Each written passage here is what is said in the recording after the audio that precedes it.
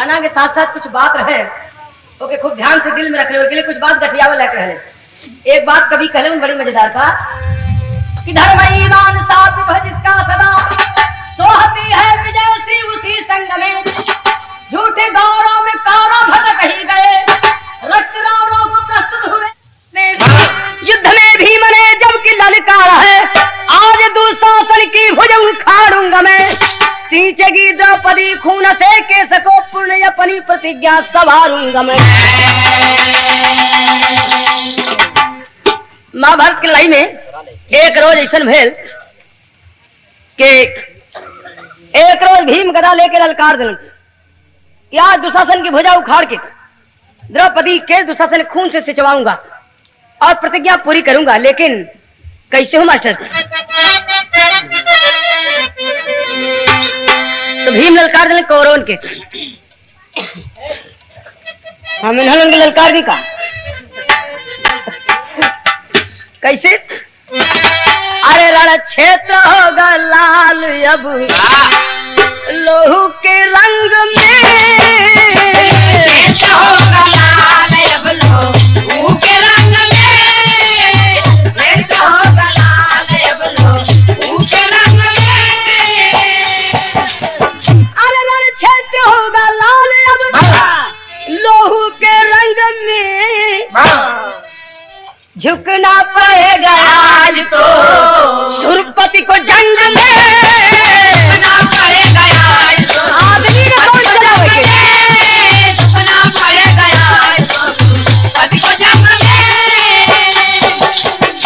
झुकना पड़ेगा आज तो सुरपति को जंग में। दोनों दल कौरव पांडव में है भीम सुनाए हिम्मत हो जिसकी आज दुशासन को बचाए। भीम का ऐलान हो गया कोई की हिम्मत हो तो आज आके दुशासन के बचा ले बिना मरले छोड़ब ना। इतना ना चाहे कौरव हो चाहे पांडव दोनों दल के चुनौती दिले हुए स्तब्ध दोनों दल हुआ।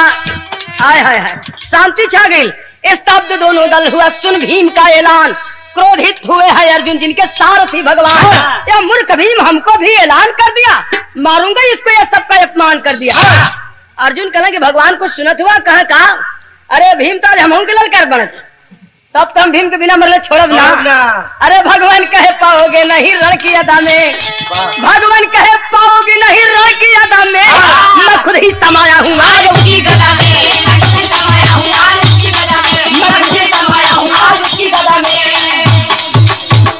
भगवान कहना कि अर्जुन बौरा जी आज भीम के गदा में हमार शक्ति हो जब तक दुशासन मरी ना द्रौपदी के दुशासन के खून से सिंचाई ना वो कहे बीच में आज जाई ओकर खैर नहीं तुम्हारा मन हो तो जा। अर्जुन कहना कि भगवान जब आपका शक्ति उनके गदा में समा गई तब हम क्या करे बोले जाए हम तो जाने कि भीम अपने बल पर बोलत बैठा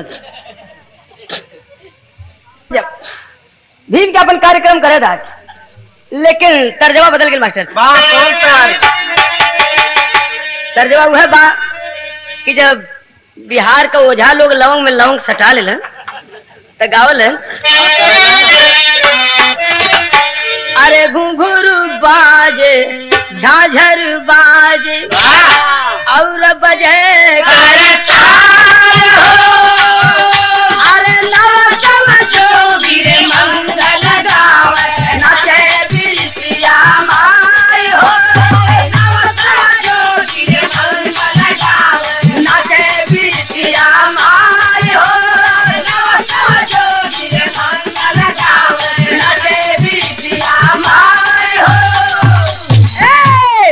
भीम भास कर बाबा भीम भास कर बन के कौरव दल पर टूटे जुझार औधे हाथी फेंके गगन में कर गदा के मार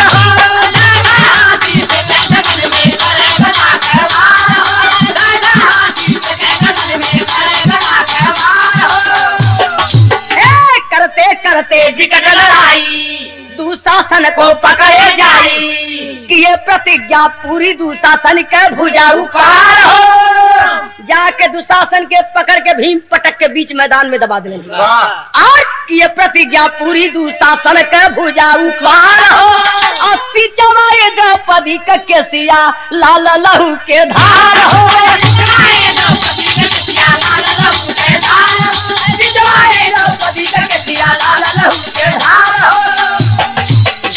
पटक के दुशासन के भुजा उपार धन और उपार के बाद लगी द्रौपदी आओ आज अपने केस को दुशासन खून से सींच के अपनी प्रतिज्ञा पूरी कर।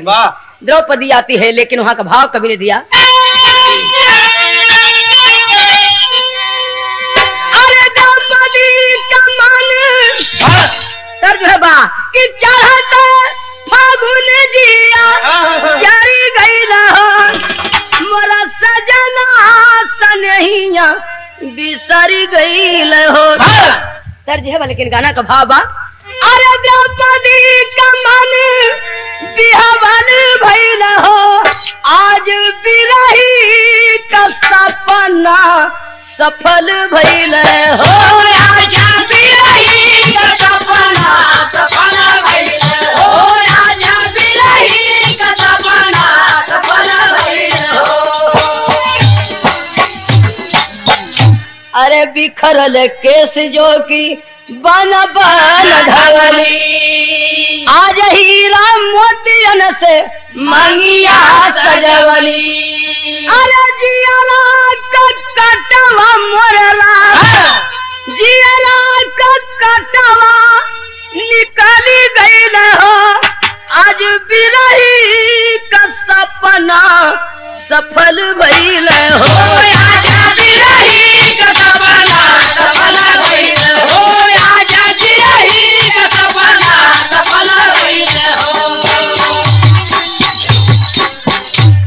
जियरा का कटवा निकल गई। आज जो ढेर दिन से तमन्ना रहल आज पूरी हो गई। द्रौपदी अपने केस को दुशासन खून से सींच के शिविर में जाती है और भीम पूरे शरीर में खून पोत के बजरंगी रूप धारण कर लेने। लेकिन कैसे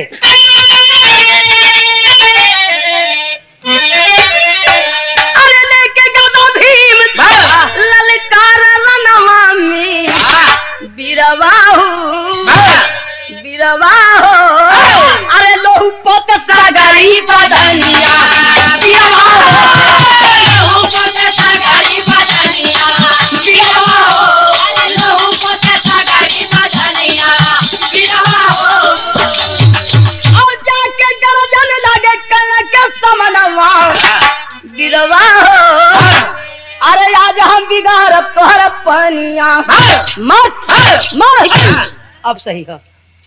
ए भैया जाके भीम कर्ण से कहना कि ए कर्ण दुशासन तो मर गया तेरी इच्छा तो तू भी एक बार आजमाइश करके देख ले। कर्ण कहा गया भीम या दुशासन ना हमारा नाम कर्ण हो जब काम पड़ी बाण विद्या से तो कुछ सेखी भुला जी गदा लेके वर झूमत रबा नेरे आवे न दे। भीम कहना तनी चलौता ना दो चार बाण देखी था। अरे मारा ललकार बाण कर्ण बल करिया भोजन भट्ट भीम तू का करबा समरिया। लगल बाण चलावा जब कर्ण इतने चतुराई से बाण चलाया कि अर्जुन को चौतरफा घेर दिया बाण से। शरीर में बाण न लगे लेकिन चारों तरफ बाण का घेरा डाल दिया।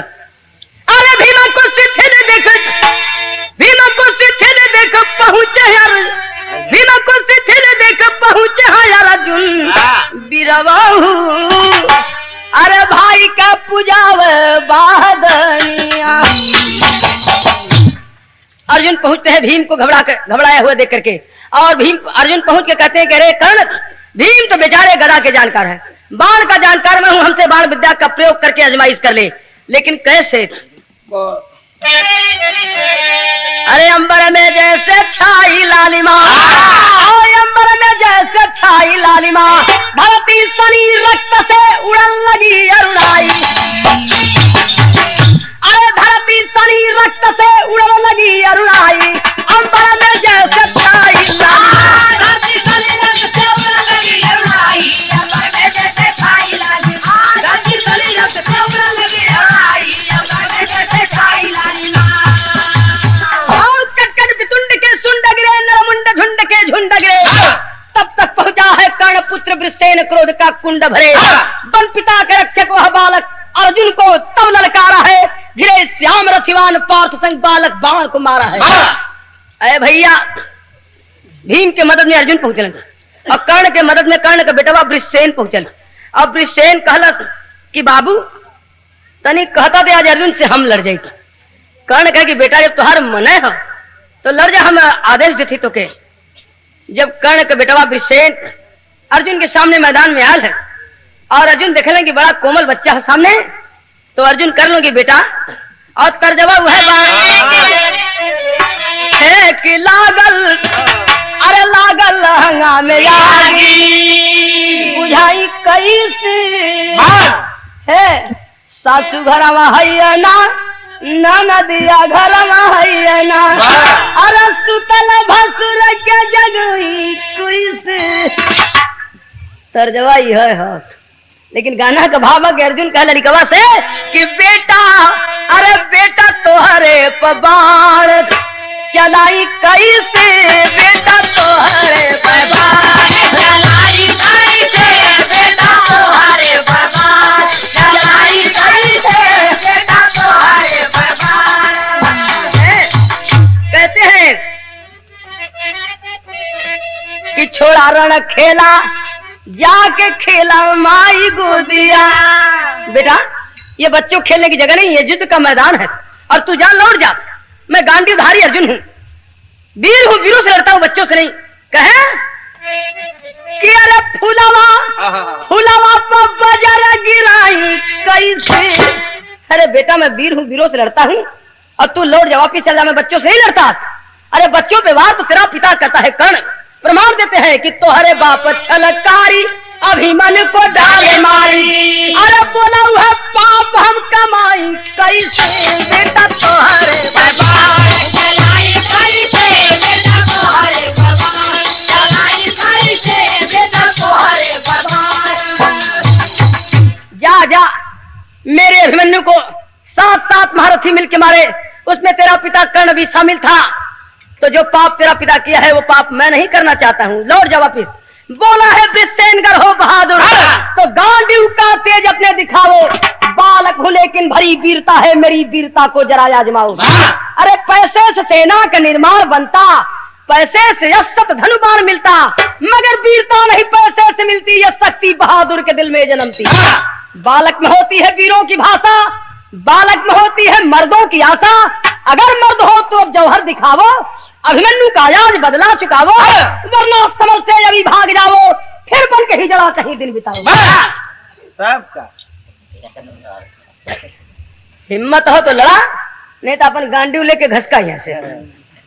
लड़का ही तो का बिना लड़ले जाब ना। अर्जुन बिगड़ के लेके वही सुना, हम लड़का जान के मनावत है कोई याद बात है भैया।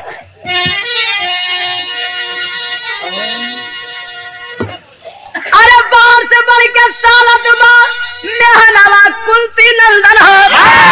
अरे बार से बढ़ के सालत मेहनवा कुलती नंदन हो और गांधी से मारे हन बनवा कुलती नंदन हो।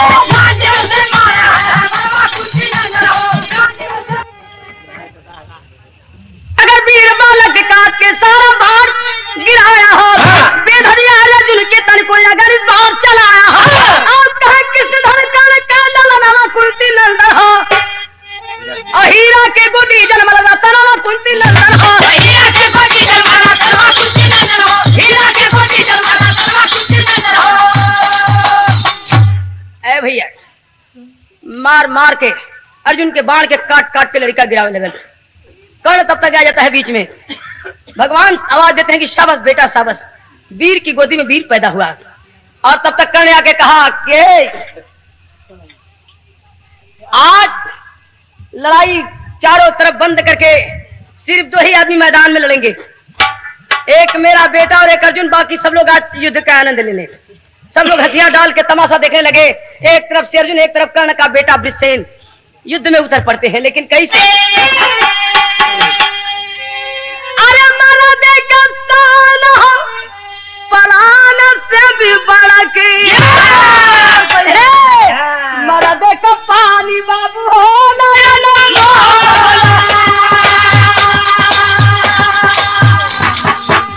ए भैया, बड़ी मतलब का बात है। ले भाई जान हम मरा देखा परान से भी बढ़ के मर्द का पानी बाबू अर्जुन का बनावा बेकार लागा कर्ण लड़ा पीछे कर किलो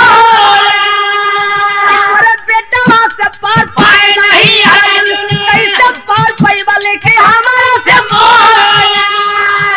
कर्ण हसल की कहा है अर्जुन, अरे जब हमारे बेटुए के ना पौला तो हमसे कैसे लड़बा है अर्जुन। अरे नाग के समान फुफकार मुँह क्या चलाता पापी कहना पीछे तुम्हारे पापी साथे बजाया तू पाप वाली ढोल अच्छा महारथी मिल मारे अभिमान को हम नहीं रहे दुखा देता दिल छोड़। अर्जुन अरे अर्जुन करूंगी कर्ण तू बहादुरी की बात करता है। अरे मेरे बेटे मन्नू को 7 महारथी मिलके मारे उसमें तू भी शामिल था और तेरे बेटे को तो मैं बच्चा समझ के छोड़ रहा था, वरना 7 नहीं 6 नहीं 5 नहीं 4 नहीं 3 नहीं 2 नहीं अकेले। और आज जब तू मारा मेरे बेटे को तो मैं नहीं था, लेकिन आज अगर तेरे सामने न मारूं तो अर्जुन मेरा नाम नहीं। अरे लेकिन आज अकेले हम तुम्हारे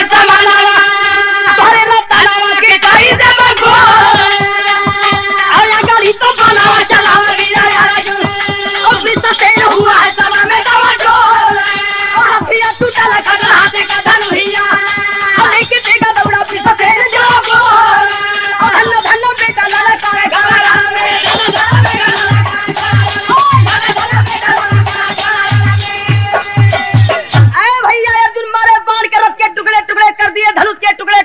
लड़का पैदल हो गया और तलवार लेके दौड़ा, ठीक है अर्जुन के गर्दन पर तलवार चला दिया। लेकिन भगवान अगर रथ पर न रहतन तो अर्जुन गर्दन काट लेते, लेकिन जिकरे रथ पर स्वयं मुरली वाले विराजमान है उसकी गर्दन को कौन काटेगा। भगवान रथ को दबा दिए और वार खाली चला गया था। और जब रथ पैतरा लेके जब भगवान घुमाए हैं उस समय अर्जुन अपना वार चला दिए। कैसे शक्ति बॉल मारे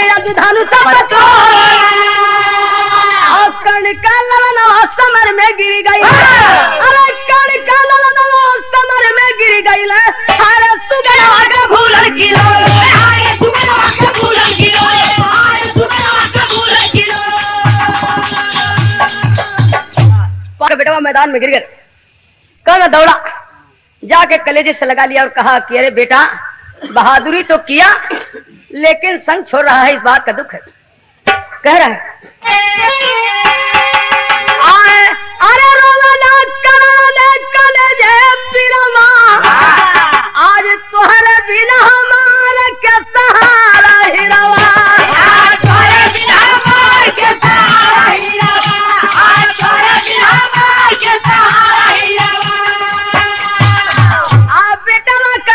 कर्ण गोदी में उठाया मरते वक्त वृषसेन बात यूं सुनाया कि हमारे खातिर बाबू जी ने बहाया निरवा आज तुम्हारे बिना हमार क्या सहारा हिरवा।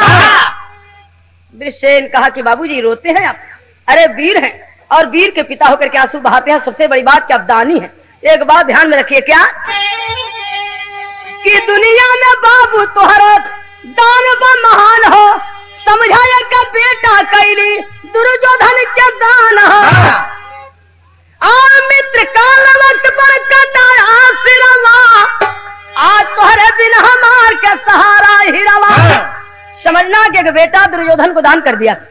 और मेरी माँ से कहना, माता से भी कहना बेटा वीर गति पाया, पीठ न दिखाया बांसी ने ऊपर खाया। अरे उड़ गया सुगना बधा के धिरवा आज तोहरे बिन हमार के सहारा हिरवा।